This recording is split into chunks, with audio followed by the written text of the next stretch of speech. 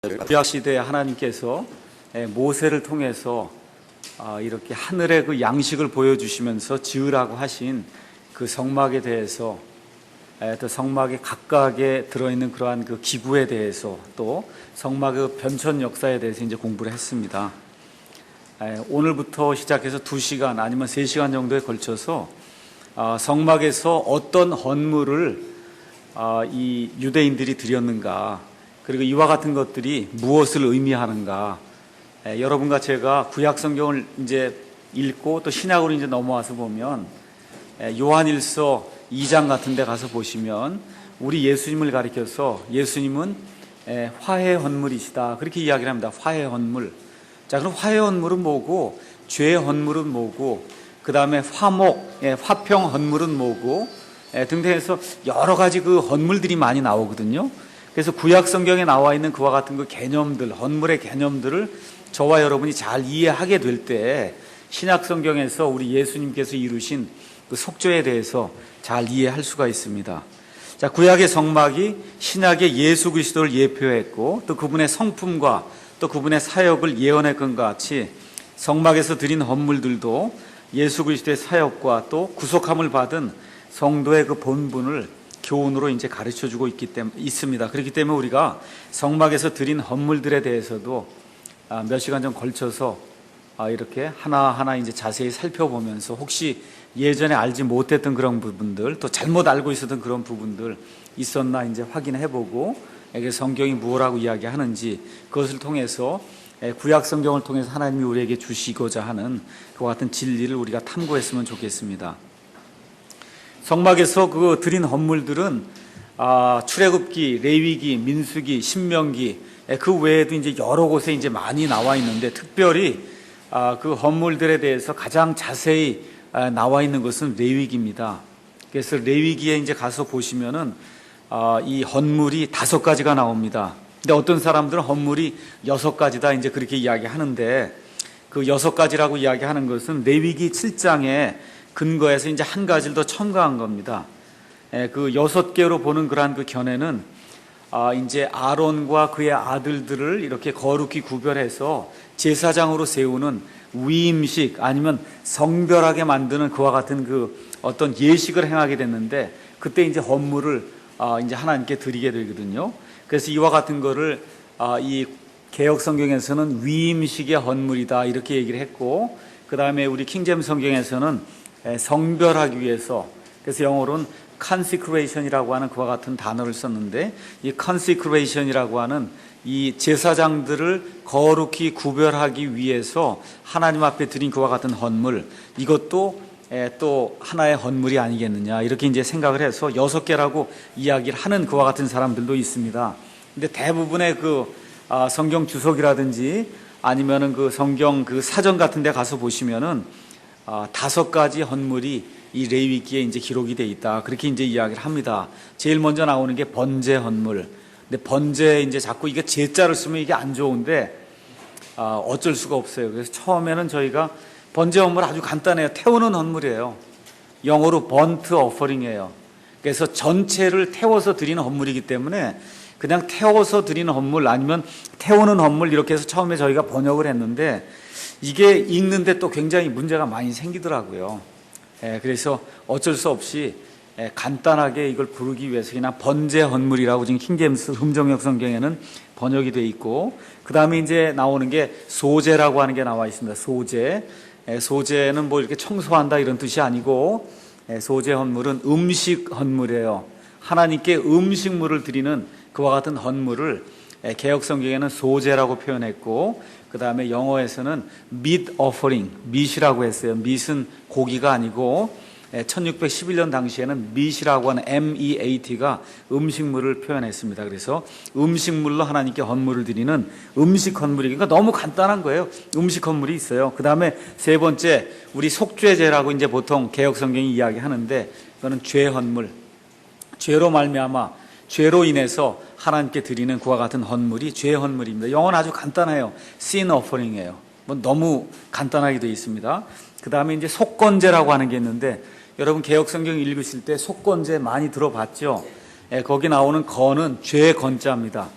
그러니까 속죄제가 있고 속건제가 있는데, 이제 좀 이따 이제 공부해 보시면 알겠지만, 이 속건제는 우리 영어로는 trespass offering 이렇게 돼서 범법을 했을 때 우리가 이제 드리는 그와 같은 헌물인데, 이 속죄를 위해서 드리는 그와 같은 헌물보다는 조금 좀 강도가 약한 이와 같은 헌물을 우리가 속건제, 이제 그렇게 해서 개역 성경에서 배웠고, 우리 킹제임 성경에서는 그냥 말 그대로 trespass offering 그대로 번역을 해서 범법 헌물이다, 이제 그렇게 얘기를 했고, 맨 마지막으로 우리 개역 성경에 화목제라고 되어 있습니다. 화목제, 이거는 영어에서는 peace offering, 그래서 하나님하고 평화를 갖기 위해서, 화평하기 위해서 드리는 그와 같은 헌물 해서 우리 킹제임 성경에서는 화평 헌물이다, 이렇게 이제 번역이 되어 있습니다. 자, 그래서 번제 헌물, 음식 헌물, 그 다음에 죄 헌물, 그 다음에 범법 헌물, 그 다음에 화평 헌물, 이렇게 5가지 중요한 헌물이 레위기에 이제 나와 있습니다. 자, 이것들을 하나하나 이제 공부해 보고 여기 담겨 있는 그런 뜻이 무엇이고, 이런 것들이 우리 주 예수님과 어떠한 관계가 있는가, 이런 것들이 이제 우리가 살펴보기에 앞서서 제사하고 헌물을 좀 우리가 구분을 해야 됩니다. 제사하고 헌물. 그래서 이게 제사, 우리는 이 샤머니즘, 이 불교, 그 다음에 유교 이런 것들을 하면서 옛날에 그 인도에서부터 이 샤머니즘이 중국을 거쳐서 우리나라에 이제 들어오다 보니까 자꾸 무언가를 이렇게 그 귀신을 이렇게 뭐라 그럴까, 위로하는 그런 차원에서, 아니면은 죽은 사람의 어떤 넋을 위로한다고 하는 그런 차원에서 자꾸 무언가 그 제사라고 하는 개념을 그렇게 생각하고 있거든요. 근데 처음에 개역 성경을 번역할 때 그 번역자들의 사상 속에도 그 하나님이나 아니면 성령님, 예수님도 이런 귀신이나 아니면 죽은 사람의 어떤 그런 넋같이 무언가를 이렇게 좀 위로를 해줘야 되는 그런 대상으로 이제 생각을 했어요. 그렇게 하다 보니까 영어 성경이나 아니면 히브리어 성경에는 어퍼링으로 돼 있어요. 어퍼링, 무언가 하나님께 드리는 헌물이라 그런 뜻이에요. 하나님께 드리는 헌물인데 바치는 건데 그걸 자꾸 제사로 번역을 했단 말이에요. 그래서 번제, 무슨 화목제에서 자꾸 제사를 강조해요. 그러니까 우리가 뭐 기일이 되면 제사 드리는 그런 식으로 뭐 일주일에 한 번씩 제사 드리고 뭐 하는 그런 제사 개념으로 자꾸 생각을 하다 보니까 뭐 일천 번제를 드려야 된다 그러고, 한국 사람들의 그러한 그 사고 방식 속에는 아예 그게 그냥 꽉 들어차 있는 그런 상황입니다. 그래서 이제 그게 번역이 이제 잘못되다 보니까 그와 같은 방식으로 하나님이 원치 않고 하나님이 의도하지도 않았던 그런 방식으로 하나님께 이렇게 무언가 헌물을 드리는 것을 제사 드리는 걸로 이렇게 착각하는 이와 같은 현상이 한국교회에 이제 굉장히 심화가 되어 있습니다. 그래서 지금부터 저희가 말씀드리고자 하는 이런 번제 헌물, 음식 헌물, 죄 헌물, 뭐 범법 헌물, 이와 같은 그 헌물 얘기할 때는 제사하고 전혀 상관이 없는 거다. 하나님 앞에 어떤 목적을 가지고 무슨 헌물을 드리는 것이다. 이렇게 이제 저와 여러분이 생각을 하시고 이 헌물 문제를 좀 생각을 하면은 그러면 좀 이해하기가 쉬울 겁니다. 자, 그러면 먼저 우리가 뭘 공부해야 되냐 하면 왜 헌물이 필요하냐 그 얘기예요. 구약시대 하나님께서 여러 가지 그런 헌물을 통해서 하나님 앞에 나오라 그랬습니다. 그 구약시대의 그 모든 일들은 몸 아니면 실체가 아니고 그림자에 지나지 않았거든요. 자, 그러면 그 그림자는 뭔가 실체가 있다는 얘기예요. 그 실체는 예수 그리스도 안에서 완전히 이제 성취가 된다 그 얘기입니다. 자, 그러면 이와 같은 그 희생 예물 아니면 희생 헌물을 이렇게 하나님께 드림을 통해서 무엇을 이루고자 했는가, 그 목적을 우리가 먼저 살펴보는 것이 좋을 것 같습니다. 먼저 속죄 생각해 보겠습니다. 속죄라고 하는 단어는 영어로 atonement 이렇게 되어 있어요. atonement. 그래서 이게 명사고 동사로 쓰면 atone이라고 하는 그런 단어가 aton에서 하면 속죄하다 그런 뜻이에요. atonement는 그 옆에 뭐라고 썼냐면 at one month 이렇게 썼어요. 그렇죠? 이거를 쉽게 얘기하면 하나가 되는 거다 그런 뜻입니다. 하나님과 사람 사이에 죄가 들어옴으로 말미암아 그래서 하나님과 사람 사이에 있는 죄로 말미암아 하나님과 사람이 둘로 이렇게 갈라졌어요. 이렇게 갈라진 거를 하나가 되게 만들려고 하면 그게 at one moment에 완이 되게 하려면은 그러면 속죄 헌물이 필요하다 그런 얘기입니다. 그러니까 속죄의 개념은 아주 간단해요. 이렇게 둘로 나뉘어진 것을 다시 하나로 만드는 그와 같은 그 과정을 우리가 속죄라고 이제 이야기를 합니다. 자, 그러면 우리가 이걸 살펴보기 전에 뭘 살펴봐야 되냐 하면, 그러면 왜 속죄가 필요하냐? 왜 그래요? 죄 때문에 속죄가 필요한 겁니다. 죄. 그래서 로마서 5장 12절, 로마서 5장 14절 가서 보면 한 사람에 의해서 죄가 이 세상에 들어오게 되고 그 죄로 말미암아 모든 사람에게 사망이 임했다. 지금 그렇게 이야기를 하고 있습니다. 그러니까 예수님을 믿는 가장 큰 이유는 죄 문제를 해결하고자 하는 거예요. 그래서 이 죄 문제가 해결이 되면 그럼 무슨 문제가 해결이 돼요? 죽는 문제가 해결이 된다 그 얘기입니다. 그래서 로마서 5장에 나와 있는 그 죽음은, 사망은 1차적으로 육체적인 것과 같은 죽음을 이야기합니다. 그래서 이 죽음 이야기 또 사망 이야기 이와 같은 것들을 우리가 극복을 하려면은 그러면 죄 문제를 해결해야 되는데 이 세상에 어떤 종교도 죄 문제를 해결해 주지 않거든요. 기독교만이, 하나님이 가르쳐 주신 이 복음만이 죄를 어떻게 해결할 수 있다 그걸 가르쳐 주고 있습니다. 그래서 하나님의 말씀의 그 표현을 따를 것 같으면은 이 죄로 말미암아 하나님과 사람이 원수지간이 됐다 그 얘기입니다. 원수지간이 됐어요. 그래서 죄로 말미암아 이 사람의 영이 기능을 발휘하지 못하고 이 땅에 누구든지 태어나게 되면 영이 기능을 발휘하지 못한 상태에서 영이 죽은 상태에서 이제 태어나게 된다 그 얘기입니다. 그래서 하나님께서 우리 사람들을 이제 치료하시기 위해서 하나님은 속성 중에 가장 중요한 것이 두 가지가 있다 그래서 하나는 하나님의 거룩함이 있고 하나님의 사랑이 있다 그렇게 얘기를 했어요. 그래서 하나님의 공의가 이렇게 훼손당하게 될 때 1차적으로 하나님의 공의가 훼손된 것을 만회할 수 있는 이와 같은 게 필요하다는 거예요. 그게 속죄의 헌물이다 그 얘기입니다. 그래서 하나님의 치료 방법은 간단해요. 대신 속죄를 하라 그 얘기예요. 그러니까 죄가 없는 무엇이 죄가 있는 사람을 대신해서 드려지게 될 때 하나님께서 구약시대에는 죄를 이렇게 잠정적으로 덮어주신다. 그게 어토먼트, 속죄고 그 다음에 이와 같은 일들 하나님께서 약 4,000년 정도 이렇게 하시다가 이제 마지막으로 하나님께서 직접 사람의 몸을 입고 이 땅에 오셔서 그래서 완전하고도 유일하고도 영원한 그와 같은 속죄 희생물이 되셔서 그래서 단 한 번에 이 세상 모든 사람들의 죄를 대속하는 그와 같은 엄청난 그와 같은 일을 하셨습니다.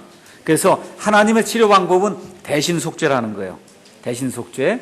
그래서 하나님께서 아담과 이브를 창조하신 이후에 아담과 이브가 죄를 지은 이후에 그들에게 하나님께서 저주를 선포하신 이후에 그들을 에덴 동산에서 내쫓으실 때 하나님께서 보여주셨어요. 어떻게 사람이 하나님 앞에 나와야 되는가 해서 하나님이 직접 시청과 교육을 통해서 창세기 3장 21절 가서 보시면 짐승을 잡아서 가죽옷을 만들어서 이 사람들의 앞을 가릴 수 있도록 그렇게 만들어 주십니다. 그래서 아담과 이브가 에덴 동산에서 쫓겨나게 될 때 하나님 앞에 서려면은 죄 많은 나 대신에 순전한 그와 같은 어떤 짐승이 죽었던 것처럼 하나님 앞에 서기 위해서는 나 대신 죄가 없는 무엇인가가 죽어야 된다. 이와 같은 것들을 하나님이 첫 번째 그 희생물을 잡아서 죽이심으로 말미암아 사람들에게 이제 보여주게 됐습니다.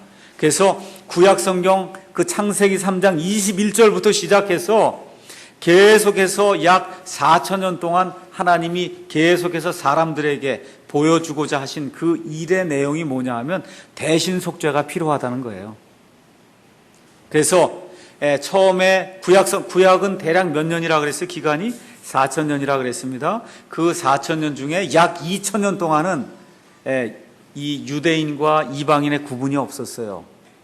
유대인과 이방인의 구분이 없었어요. 그 가운데 노아도 있었고 노아의 아들 셈도 있었고 그 다음에 셋도 있었고 여러 가인과 아벨과 이와 같은 사람들이 있었는데 이 모든 사람들이 하나님 앞에 나아가서 자기의 믿음을 표현하기 위해서는 희생 예물을 드렸다 그 얘기입니다.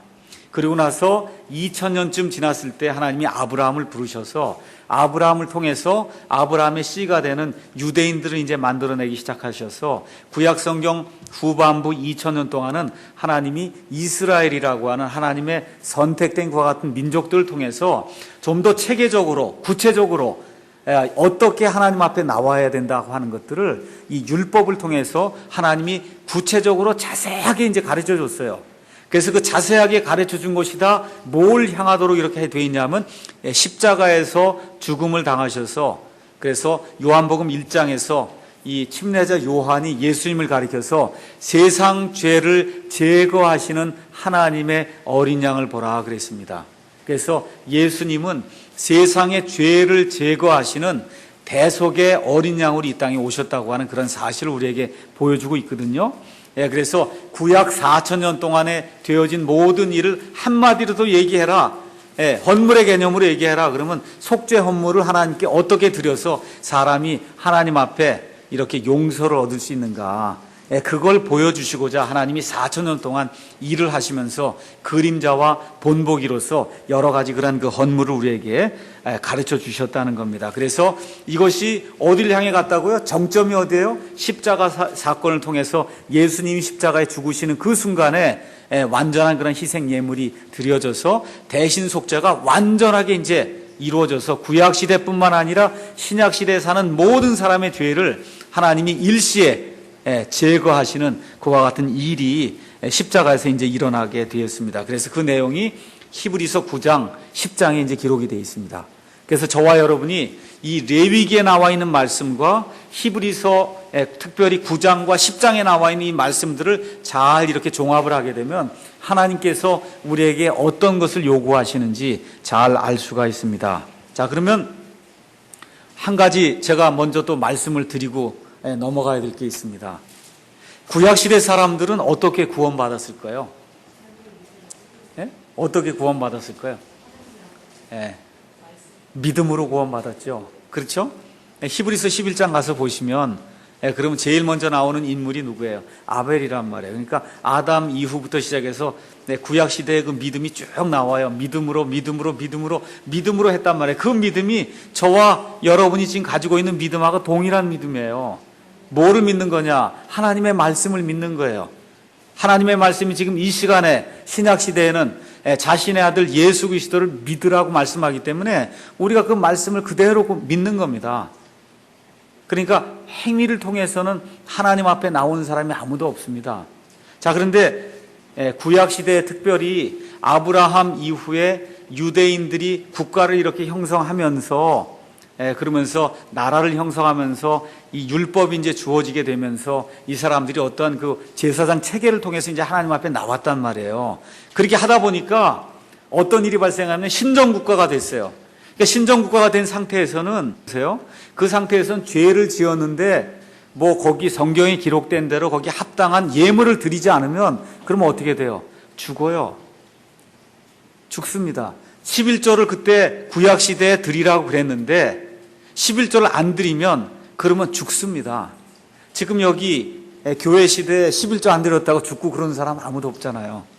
그렇죠? 그러니까 제가 말씀드리고자 하는 것은 구약시대에 특별히 후반부에 이렇게 그 이스라엘 민족이 형성된 이후에는 신정국가가 됐어요. 이런 상태에서 사람들이 예물을 갖다 하나님께 드렸습니다. 희생 예물을. 근데 희생 예물을 드리는데 두 종류의 사람이 있었다는 거예요. 한 종류는 율법에 따라 안 하면 죽으니까 드린 사람이 있다 그거예요. 아시겠죠? 한 종류는 그런 사람이 있고 다른 한 종류는 하나님께서 모세의 율법을 통해서 그래서 이와 같은 짐승을 드릴 때 죄들이 속해진다고 하나님이 말씀해 주셨기 때문에 나는 그 믿음을 가지고 그게 내 감정에는 이걸 죽였다 그래서 내가 죄가 속해지는 그런 감정은 생기지 않지만 내가 믿음을 가지고 하나님 앞에 이걸 드립니다 하고 믿음으로 드린 그런 두 종류의 사람이 있다는 거예요. 두 종류의. 근데 하나님께서는 믿음으로 드린 사람들 것만 받는다 그 얘기입니다. 그게 어디부터 나오냐 하면 가인과 아벨의 첫 번째 희생 예물부터 나오는 거예요. 가인이 잘못한 거 아무것도 없습니다. 자기 것 중에 최상의 것을 가져 드렸어요. 그렇죠? 아벨도 최상의 것을 가져다 드렸는데 최상의 것이 중요한 것이 아니라 하나님이 원하는 걸 드려야 된다, 그 얘기입니다. 그건 무슨 얘기냐 하면 하나님이 이 피의 속죄 제물을 하나님이 원하시기 때문에. 왜 그래요? 죄로 인해서 죄 없는 무엇인가가 대신 죽어야만 하나님의 공의가 만족이 된다는 겁니다. 그래서 이와 같은 그 믿음을 갖지 않고 자기 마음대로 그저 하나님께 뭘 가져다 드리면 되겠거니 하고 하나님 앞에 드린 그와 같은 제물은 하나님이 받아주지 않았다는 겁니다. 그래서 그와 같은 내용이 창세기 3장 15절, 히브리서 9장 8절에서 9절, 10장 8절에서 9절 이와 같은 내용이 있습니다. 그래서 또 많은 사람들이 잘못 생각하는 게 구약시대에 이스라엘 백성은 다 구원받은 걸로 생각해요. 그렇지 않습니다. 구약시대 이스라엘 사람들 아브라함의 씨지만 아브라함의 씨 중에서 믿음을 가진 자만이 구원받았어요. 믿음을 가진 자들만이 구원받습니다. 그래서 희생물 역시 믿음으로 드린 사람이 있고 믿음 없이 어쩔 수 없이 율법이 부과하기 때문에 드린 그와 같은 사람들이 있는데 하나님은 믿음으로 드리는 그와 같은 헌물만 받으신다. 히브리서 11장에 나와 있는 이 아벨의 헌물, 그걸 통해서도 우리가 알 수 있다는 겁니다. 자, 그래서 희생 제도는, 희생물을 바쳐야 되는 그와 같은 제도는 처음부터 하나님께서 제정하신 규례가 확실합니다. 만일 그렇지 않다면 그것은 미신적인 의지 숭배에 이제 지나지 않을 것이고, 그렇게 되면 하나님은 그와 같은 일들을 받지 않을 겁니다. 그래서 아벨과 같은 경우에 성경에 가서 보면 특별한 그런 내용이 없음에도 불구하고 아벨이 믿음으로 하나님께 이 양을 죽여서 하나님 앞에 가지고 나왔거든요. 그래서 이와 같은 일들을 통해서 하나님이 아담과 이브에게 보여주시고, 그래서 아담과 이브가 자기 자녀들에게 이와 같은 것들을 보여주고 해서 그것이 계속해서 그 이후에 정착이 되었다는 사실을 이제 알 수가 있습니다. 자, 그 다음에 구약시대 이 속죄는 신약시대 속죄하고는 내용이 완전히 다릅니다. 잘 들으세요. 속죄가 이루어지긴 이루어졌는데 구약시대 것은 짐승을 잡아서 그 짐승을 죽임으로 말미암아 속죄가 이루어졌기 때문에 그 속죄가 완전하지는 못했어요. 어떻게 됐어요? 잠정적으로만 덮어만 준 거예요. 죄를 덮어줬어요. 또 죄 지으면 또 가서 짐승을 잡아 죽이고, 그러면 하나님이 잠시 눈을 감아주시고, 이와 같은 일들이 계속해서 반복이 됐던 겁니다. 이거에 비해서 우리 예수님께서 십자가에 들이신 그와 같은 그 완전하신 그 희생 제물은 한 번만 드리면 끝나는 거예요. 영원히 완전하게 단 한 번에 우리 예수님은 끝내신 겁니다. 그래서 이 구약 성경의 속죄라고 하는 그런 개념은 죄를 잠정적으로 덮어주는 그와 같은 개념이다. 자, 그래서 아담과 그의 아들들, 또 그 이후에 노아와 그의 아들들, 아브라함과 그의 후손들, 또 욥이라든지 멜기세덱은 유대인이 아니에요. 욥과 멜기세덱은 유대인이 아닙니다. 이와 같은 사람들도 다 같이 모세의 율법 이전에 이미 하나님께 희생 예물을 드렸습니다.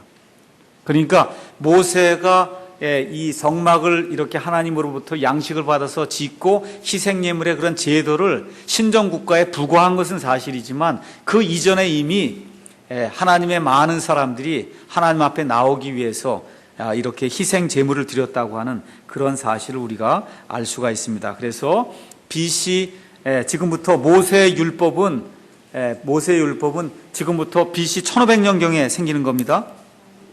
1500년경. 그러니까 지금부터 약 3500년경에 모세의 율법이 이제 생겨나면서 희생물 드리는 때가 어느 때냐, 희생물의 수와 그 다음에 희생물의 종류 이런 건 어떤 거냐, 이런 거를 규정하기 시작한 것입니다. 그래서 모세 율법 이전에는 그러면 누가 이와 같은 것들을 드렸냐 하면 집안의 가장이 드렸어요. 그러니까 집안의 가장이 제사장 역할을 했던 겁니다. 그러니까 제사장은 다른 거 없어요. 하나님 앞에 서서 희생 예물을 드리는 그한 역할을 한 사람을 우리가 프리스트, 제사장으로 이야기했는데, 이 모세의 율법이 생기면서부터는 레위 지파 중에서 아론에 속한 그와 같은 사람들만이 제사장이 될 수가 있었고, 그 이전에는 뭐 아벨이라든지 가인이라든지 노아라든지 이런 사람 제사장 아니거든요. 욥도 제사장이 아닙니다. 심지어 아브라함도 제사장이 아니에요. 근데 이 모든 사람들이 제사장이 아님에도 불구하고 가족의 제사장이 된 겁니다.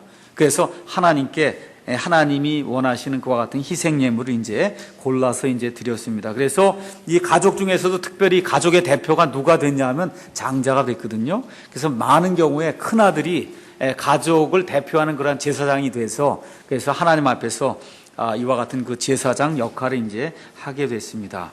자, 그러면 유대인들은 율법에 따라서 한 군데서만 희생물을 드릴 수 있었어요. 거기가 어디입니까? 우리가 지금까지 공부했던 성막이에요. 성막. 뭐 집에서 이렇게 희생물 드리거나 하는 게 아닙니다. 그러니까 지금까지 우리가 한 10시간 동안 성막을 공부했는데 그 성막을 공부한 그 이유 중에 가장 큰 게 뭐예요? 이 희생물 드리려고 하는 거예요. 희생물. 특별히 이제 우리가 7절기를 공부할 거 아닙니까? 유대인들의 그 7절기도 대단히 재미있고 흥미가 있는 그와 같은 내용인데 그 유대인들의 그 7절기 중에 가장 중요한 거 하나를 들어라 그러면 속죄일이에요. 이스라엘 백성이 1년에 하루 속죄일을 지키면서 그래서 그 속죄일에 이스라엘의 온 백성이 하나님 앞에서 완전히 죄를 속함받는 그와 같은 일이 생겼거든요. 그 일이 어디서 이루어져요? 성막에서 이루어지는 거예요. 그러니까 하나님이 성막을 이렇게 양식을 주시면서 만들라고 하신 것은 조금 더 이렇게 규칙적으로 조금 더 이렇게 정형화해서 그래서 하나님 앞에서 사람들이 속죄를 받을 수 있도록 그렇게 하시기 위해서 그래서 이 성막에서 특별히 어디에서 짐승을 잡아 죽였어요? 성막에 있는 번제 제단, 노제단에서 이 희생물을 하나님께 이제 드리게 됐습니다. 그래서 구약 시대의 예배는 잘 들으세요, 여러분. 구약 시대의 안식일에는 우리처럼 이렇게 예배 드리는 게 아니에요. 구약 시대의 안식일은 뭐 하는 날이에요? 그냥 장막에서 쉬는 날이에요. 여러분 잘 생각하셔야 돼요. 그러니까 구약 시대 특별히 이스라엘 백성의 예배는 다 어디서 이루어지는 거예요? 성막에서 뭘 잡아서 짐승을 잡아 드리거나 무언가 하나님이 원하시는 것 같은 헌물을 드림으로 이런 공적인 예배가 이루어졌다 이렇게 보시면 되는 겁니다. 그렇게 하고 1년에 또 3번 이스라엘 백성들이 모여야만 됐어요. 특별히 남자들이 거기 모여서 그래서 하나님의 이 리더인 제사장이 이끄는 대로 하나님 앞에 이제 공적인 그와 같은 예배를 드리고 그리고 죄가 있을 때 와서 이렇게 하나님께 헌물을 드리고 나머지 안식일엔 집에 가서 쉬는 거예요. 안식일은 쉬는 날입니다. 이렇게 돌아다니고 뭐 이렇게 우리처럼 예배 드린다고 차 몰고 다니고 그런 날은 안식일 아니에요. 지금도 유대인들은 이 안식일 날 금요일 밤부터 토요일 밤 6시까지는 차를 절대 운전하지 않습니다. 절대 운전하지 않아요. 그건 안식일이 아니기 때문에 안식일을 범하는 거기 때문에 그러니까 유대인들 구약시대 유대인들의 공적인 예배하고 지금 우리 신약시대 우리 성도들이 드리는 공적인 예배는 내용이 다르다 그 얘기입니다. 우린 멀리 있어도 차를 타고 여기 와서 예배를 드리잖아요. 안식을 구약시대의 개념으로 얘기하면 안식을 범하는 거예요. 그래서 여기 모여서 공적인 그와 같은 예배를 드렸고 이 구약시대의 유대인들은 이 하나님이 계신 그와 같은 성막을 찾아가서 이와 같은 그 제사장의 그 중간 개입이 제사장의 중간 개입이 없으면 예배가 안 되는 겁니다. 예배가. 그래서 그와 같은 그 제사장의 중보 그런 사역을 통해서 하나님 앞에 이제 공적인 그런 예배를 이제 드리게 됐습니다. 자, 그래서 대부분의 경우에는 제사장이 하나님과 사람 사이에 서서 중보의 역할을 이제 구약 시대에 했는데 특별한 경우에는 왕이나 대언자나 아니면 재판관들이 제단이 아닌 다른 곳에서 희생물을 드린 그와 같은 경우도 있습니다. 그래서 솔로몬도 기브온에 가서 기브온 그 제단에다가 하나님께 이 희생물을 드리고 그 외에도 사울도 드리고 사무엘도 드리고 여러 가지 이제 재판관들 여러 이 사람의 재판관들도 그와 같은 일을 했다고 하는 사실을 사사기, 그다음에 사무엘기상, 열왕기상 이런데 이 기사를 통해서 우리가 알 수가 있습니다. 자, 그러면 그 당시 그 희생 예물을 드릴 때 이교도들의 그 희생 예물은 그 중에 하나가 뭐냐면 사람을 희생물로 드렸습니다. 그러니까 인신 제물을 드렸단 말이에요. 인신제. 그걸 특히 누가 했냐면 가나안 땅에 살고 있던 아모리 족속이 그렇게 했다 그 얘기입니다. 그래서 흰놈의 골짜기에서 그 골짜기에서 불 사이로 자기 아들, 딸들을 거기 통과하게 하면서, 그러면서 몰렉이라고 하는 그 신에게, 특히 아기 같은 경우는 조그맣잖아요. 이걸 불 사이로 이렇게 통과하게 하고, 몰렉이 굉장히 큰 그런 형상이거든요. 그 형상을 이걸 뜨겁게 달고 놓은 다음에 그 손 그 위에다 아기를 이렇게 올려놔서 애가 타서 죽도록, 이와 같은 식의 그 인신제물을 드렸단 말이에요. 몰렉 아니면 몰록이라고 하는 그러한 이 이방 신에게.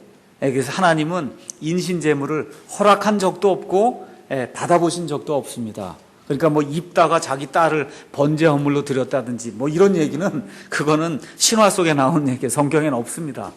그래서 성경 기록을 따라서 하나님은 인신제물 같은 걸 허락한 적이 없어요. 그래서 므낫세라고 하는 그러한 유다의 아주 사악한 왕이 있죠. 이 아하스라고 하는 왕이 있고, 그 다음에 훌륭한 히스기야 왕이 나왔고, 그 다음에 아주 제일 사악한 므낫세라고 하는 왕이 나와요. 그 므낫세가 한 일이 뭐예요? 자기 아들, 딸들을 불 가운데로 지나가게 하고, 그래서 인신제물을 드렸단 말입니다.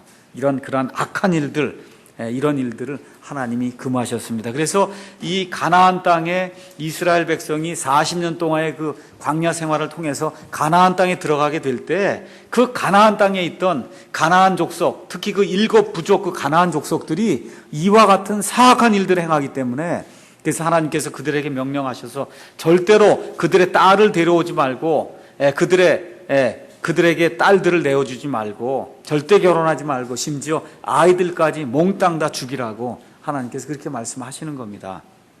악을 제거하기 위해서. 그래서 하나님께서 보시는 그와 같은 그 길은, 아니면 하나님의 방법은 저와 여러분이 생각하는 이런 방법하고 다릅니다. 어떻게 애들까지 죽일 수 있나? 그렇잖아요. 어떻게 애들까지 죽일 수 있나? 여러분 구약 성경에 가서 보시면 애들까지 죽인 일이, 이스라엘 백성이, 특히 다윗도 이런 사람도 한 일이 굉장히 많습니다. 하나님의 역사예요.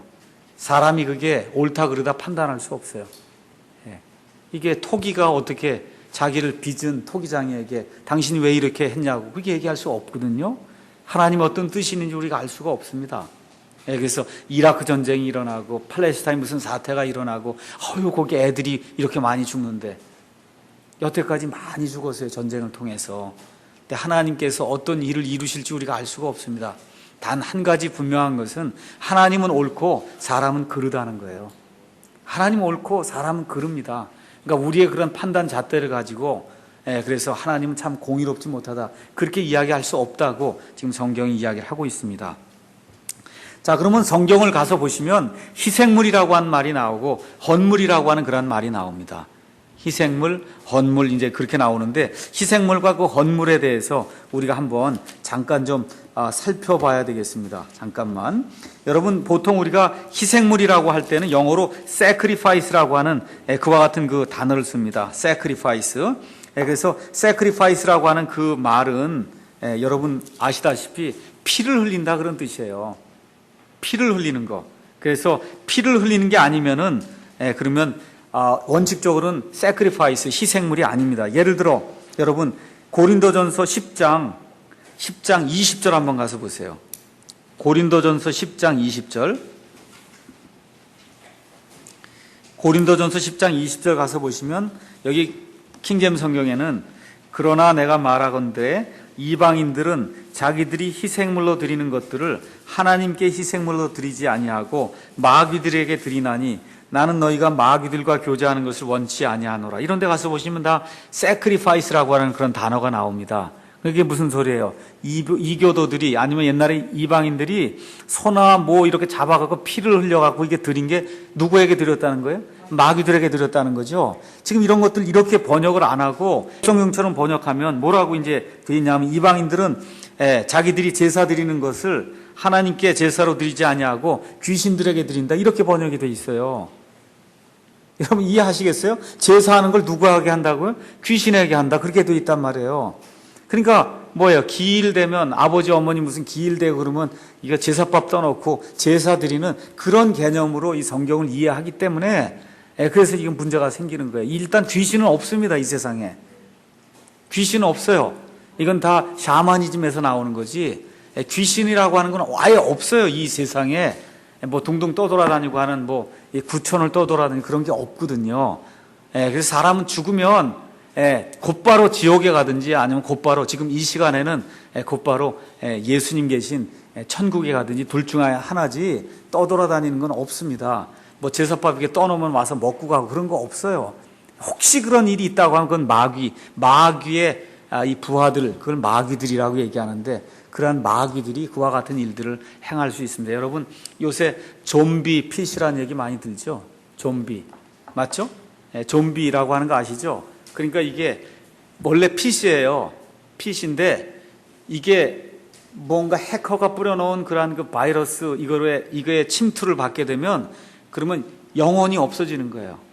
이 좀비 PC가 돼버리면 어떻게 돼요? 얘가 하라는 대로 내 시스템에 그런 모든 소프트웨어가 있는데도 불구하고 어떻게 돼요? 얘가 하라는 대로 해서 막 가서 접속하라면 접속하고 그럼 뭐 아무것도 모르는 거예요. 그 영혼이 없는 그런 존재를 우리가 좀비라고 이야기합니다. 좀비.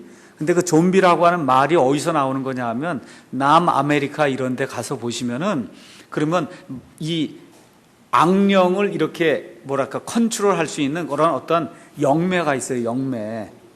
부두족이나 이런 그런 영매가 있단 말이에요. 그런 영매가 이 사람을 조절해 버리면은 아시겠어요? 최면수를 쓰든지 뭐 이렇게 조절하면 영혼이 이 사람이 있음에도 불구하고 그 영혼이 없는 것처럼 이 사람이 하라는 대로 한단 말이에요. 정신없이. 그런 사람을 좀비라고 얘기하는 거예요.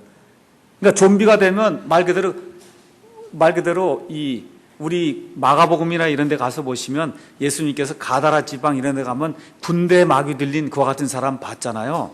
그냥 그 엄청난 괴력을 갖고 있고 막 이런 사람. 근데 영혼이 자유롭지 못한 이런 사람들. 이런 사람 그걸 좀비라고 얘기하는 겁니다. 좀비. 그러니까 지금 여기 마귀가 하는 그와 같은 일들, 그 악한 영들이 사람에게 들어가게 되면 그럼 그 바이러스처럼 그래서 사람을 좀비로 만드는 거예요. 좀비로. 이렇게 만드니까 어떤 일들이 이제 생기게 되냐 하면 예를 들어 베레아라든지 이런 데 가서 성락교 이런 데 가서 보면 다 뭐 할아버지 귀신이 들려서 그렇다 그러고 여러분 거기 가서 축사한다고 그런 데 가서 한번 보세요. 그러면 목사가 막 나가라 그러면 그냥 갑자기 다른 사람 목소리가 막 튀어나옵니다. 여기서. 그렇죠? 왜 내가 나가냐 그러고 뭐 하는데 이 사람 정상적인 목소리가 아니라 이상한 사람의 목소리가 여기서 튀어나온단 말이에요. 그러면 나는 뭐 할아버지 귀신이라 그러고 뭐라 그러면 또 옆에 있는 목사가 보라고 할아버지 귀신이라 그러지 않냐고. 그렇게 속아 넘어가는 거예요. 그게. 그렇거든요. 이 마귀가 나는 할아버지 귀신이라고 한 걸 그걸 믿으면 안 되잖아요. 마귀는 거짓말쟁이인데. 그러니까 그게 할아버지 귀신 뭐 삼촌 귀신 그러니까 그렇게 한단 말이에요. 그게 좀비예요. 그게.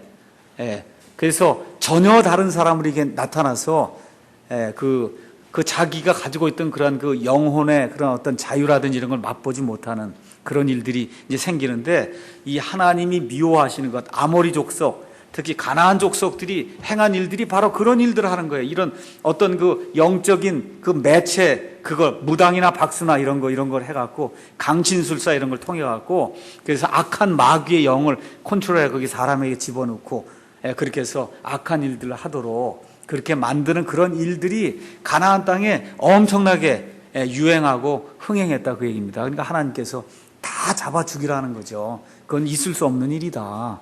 그래서 하나님께서 그와 같은 일들을 이제 하게 됐습니다. 그런데 유감스럽게도 우리 개역 성경을 번역할 때 지금부터 한 120년, 30년 전에 그 당시 분들이 뭘 알았겠어요. 중국의 샤머니즘 외에는 모르는 상태에서 이게 들어오니까 그걸 귀신으로 번역하고 개념도 아예 귀신으로 생각한 거예요. 귀신 둥둥 떠다니는 이렇게 하다 보니까 성경을 이렇게 번역하고 그렇게 하다 보니까 지금까지 여기 지난 120년 동안 다 귀신론이 이렇게 하는 게 다 그런 귀신론을 사람들이 생각을 한다 그 얘기입니다. 그러니까 이게 중국이나 한국 같은 데서 이게 가능한 거지 미국이나 이런 데는 불가능한 귀신론이에요. 미국 사람들은 그런 게 없어요. 어디엔 또 가능하냐면 그리스에는 그게 가능합니다. 그리스에도 똑같은 샤머니즘이 있었거든요. 그래서 이와 같은 일들이 이 기독교 안에 지금 팽배하기 때문에 그래서 뭐 귀신을 쫓아내야 된다 그러고 하는 일이 이제 이런 식으로 이제 이게 바뀌게 되는 겁니다. 그래서 먼저 제가 말씀드리고자 하는 것은 희생물은 원칙적인 의미가 피를 흘리는 거다. 그러니까 피를 흘려서 하나님께 드리는 그와 같은 이 헌물을, 그거를 우리가 희생물이다, 이제 그렇게 얘기합니다. 그래서 그 희생물 말고 뭐가 있냐면 offering. 이건 헌물로 번역했고, 그 다음에 oblation이라고 하는 단어가 있어요. oblation. 그건 우리가 봉헌물이라고 얘기했어요. 봉헌물. 그래서 봉헌물 같은 경우에는 단순히 그냥 헌물 아니면 예물, 이와 같은 뜻을 가지고 있습니다. 그래서 그 다음 장에 여러분 가서 보시면 헌물 이제 설명하면서 히브리 말에서 헌물, 그 민카라고 하는 그 말은 희생물을 뜻하는 세바와 구분되어 피가 없는 예물을 가리킵니다. 근데 영어 성경에서는 피를 포함하는 헌물, 즉 죄 헌물 등에도 이 말이 이제 사용이 됐습니다. 그래서 헌물의 경우 희생물이 포함된 경우도 있고, 죄 헌물, 그 다음에 범법 헌물, 이런 거 희생물이 포함된 거거든요. 그 다음에 여러분 또 가서 보시면 밀가루만 갖다가 하나님께 드리는 헌물도 있어요. 그건 우리가 소제 그렇게 얘기를 했고, 그건 음식 헌물 그렇게 이야기합니다. 또 11조와 천열매 헌물처럼 헌물이나 희생물 중 어떤 것은 반드시 의무로 드려야 됐습니다. 구약시대 사람들, 다시 한번 말씀드리지만 천열매 헌물, 그 다음에 11조 이거 안 드리면 죽었습니다. 지금 교회에서 무슨 맥주 감사 이런 거 다 갖다 이거 하면 안 되잖아요. 이건 구약시대에, 율법시대에 이거 밀 보리 추수하고 나서 오리고 가져다가 하나님께 이렇게 감사드린 거거든요. 지금 신약시대에 왜 맥주 감사 헌물을 해요? 교회에서 다 돈 뜯으려고 그러는 거지. 전혀 상관없는 거예요. 이 신약시대 사는 사람들에게는 전혀 상관없는 겁니다. 그래서 구약시대는 그거 해야 되는 거, 그거 안 하면은 신정국가이기 때문에 죽어요. 그래서 11조, 이런 맥주 헌금, 그 다음에 천열매 이런 건 반드시 드려야 되는 거고, 또 많은 부분들은 자원 헌물로 이렇게 드리는, 내가 원해서 드리는 그와 같은 헌물로 하나님께 이제 드렸습니다. 자, 그러면 헌물의 종류를 이제 살펴보면 헌물은 크게 두 가지로 크게 나눌 수가 있습니다. 하나는 하나님 앞에 향기로운 냄새가 되도록 하기 위해서 드리는 헌물이 있어요. 그걸 영어로 sweet savor라 그랬어요. 달콤한 향내로 요 헌물을 드리면 하나님이 그거를, 이 냄새를 맡으시고 참 달콤하다, 스윗하다 그렇게 생각하시는 거예요. 그런 헌물이 있어요. 그게 뭐냐 하면 번제 헌물, 그 다음에 음식 헌물, 그 다음에 화평 헌물. 이해하시겠죠? 그 세 가지가, 헌물이 5가지가 있다고 그랬는데 그 5가지 중에 번제 헌물, 음식 헌물, 화평 헌물. 예를 들어 이사야서 53장 한번 잠깐 가서 보시겠습니다.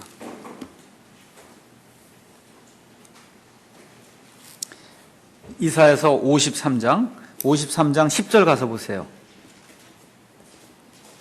이제 53장은 여러분이 잘 아시는 대로 예수님에 대한 그런 예언이죠. 그 예수님에 대한 예언 쭉 보면서 53장 10절에 그러나 주께서 그를 상하게 하는 것을 기뻐하사 예수님에게 상처 입히는 걸 기뻐하셨단 말이에요. 그에게 고통을 두셨은즉 주께서 그의 혼을 죄로 인한 헌물로 삼으시는 게 죄 헌물로 삼으셨단 말이에요. 예수님을 그걸 삼으실 때 그가 자기 씨를 보고 자기 날들을 길게 하며 또 주의 기뻐하신 일이 그의 손에서 번영하리이다. 11절 보세요.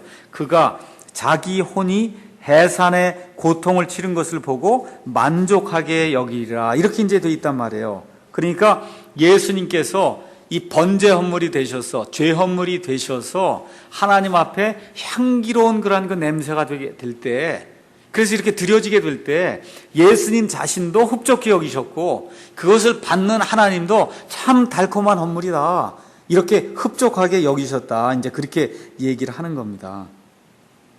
자, 그 다음에 이제 두 번째는 죄 때문에 드리는 헌물이 있어요. 죄 때문에.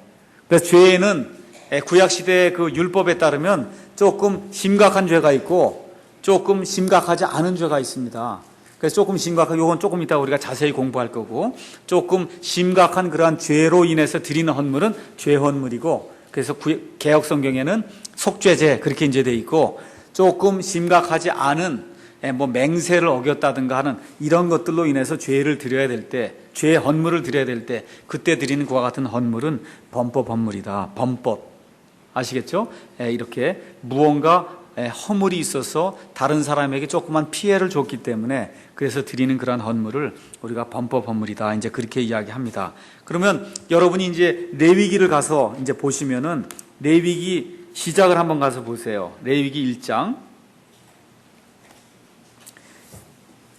그러니까 이 모세 오경을 보실 때 창세기, 출애굽기, 레위기 이렇게 이제 쭉 나간단 말이에요. 창세기에선 하나님께서 뭘 하셨어요? 하나님이 사람을 창조했는데 죄가 들어왔단 말이에요. 그렇죠? 죄가 들어와서 창세기 맨 끝에 가니까 이스라엘 백성이 어디로 가게 됩니까? 이집트로 가죠. 그러니까 세상을 대표하는 이집트로 가서 속박의 집, 쇠용광로에 사람이 꽁꽁 묶이는 그와 같은 내용이 창세기에 기록이 되어 있는 거예요. 묶였어요. 완전히 속박이 되고 말았어요. 근데 이제 하나님이 두 번째 출애굽기를 주시면서 이제 어떻게 해요? 거기서 구속을 해갖고 하나님이 물러주는 거예요. 그걸 물러갖고는 그걸 데리고 나와서 자유의 땅으로 인도하려고 하는 그런 일들을 하시는 게 출애굽기예요. 그러면 이렇게 구속을 받아서 자유의 몸이 된 사람들이 그 다음에 하나님께 해야 될 일이 뭘까요? 예배를 드려야 될 거 아니야. 하나님께 감사해서. 그렇죠? 그 예배 드리는 내용이 레위기에 나와 있는 거예요. 이해하시겠죠? 그러니까 창세기, 출애굽기, 레위기가 그와 같은 구조로 구성이 되어 있는 겁니다. 창조가 되었으나 죄 가운데 빠져서 완전히 속박의 집에 갇히게 됐다 그 얘기입니다. 창세기에서 그거를 하나님께서 구해내시는 거예요. 그게 출애굽 사건이 이루어진 다음에 하나님이 구체적으로 이제 너희가 내게 나올 때는, 내게 예배를 드리러 올 때는 이와 같은 식으로 예배를 드려야 된다고 하나님이 구체적인 예배 방법을 가르쳐 주신 것이 레위기에 기록이 되어 있다 그 얘기입니다. 그래서 레위기 1장 들어가셔 보시면은 주께서 모세를 부르시고 회중의 성막에서 그에게 말씀하여 이르시되, 이미 회중의 성막이 다 세워진 다음에 그 다음부터 나오는 게 뭐예요? 1장 번제 헌물, 그 다음에 2장 음식 헌물, 3장 화평 헌물, 4장 죄 헌물, 5장 범법 헌물. 뭐 다른 거 아무것도 없어요. 그냥 하나님이 회중의 성막으로 부르시더니 이제부터 죄 있는 사람은 뭘 갖고 나오고, 그렇죠? 허물 있는 사람은 뭐를 갖고 나오고, 나하고 화해가 깨어진 사람은 그러면 뭐를 들고 나오고, 이런 모든 것들을 하나님이 하나하나 구체적으로 이렇게 규정을 해주셔서, 그래서 사람들이 하나님과 화평을 이루고 또 옆에 있는 이웃과 화평을 이루어서 그래서 하나님 보시기에 합당한 그와 같은 성도로 살아갈 수 있도록 그 모든 규정을 하나하나 이제 만들어 주시는 그런 대목이 여기 레위기에 이제 기록이 되어 있는 겁니다. 그래서 오늘은 일단 전반적으로 헌물과 희생물 이런 것들을 왜 드려야 되는가, 종류는 어떤 것이 있는가, 이런 내용들 이제 살펴봤고, 다음 시간부터는 구체적으로 하나하나 그 헌물들의 어떤 의미가 있는지 우리가 살펴보도록 하겠습니다. 여기서 마치겠습니다.